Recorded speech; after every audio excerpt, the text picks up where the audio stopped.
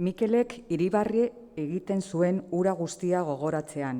Ni berriz ez nintzen ezertaz konturatu.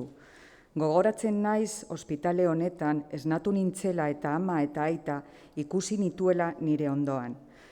Eta Nina galdetu nien berehala. Neska ausarta esan zuen aitak. Aparta benetan gehitu zuen amak.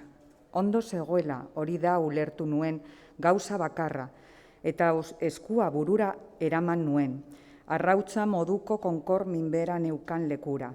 Mikelekin honetaz guztiaz hitz egiten nuen bitartean, aspaldiko kontuak zirela iruditzen zitzaidan urteak Nina ikusi gabe, mendeak berarekin jolastu gabe. Mikel, esaiozu Ninari gutun bat idatziko diodala, esan diot Mikeli agurtzean, eta pena handia sentitu dut. Zeren Ninarekin asko gogoratzen banaiz, ere ez dut ditxosozko gutun hori idazten. Ez dakit zenbat aldiz saiatu naizen, baina denetan zer esan eta nola esan asmatu ezinik geratzen naiz. Eta geroko uzten dut, beti geroko.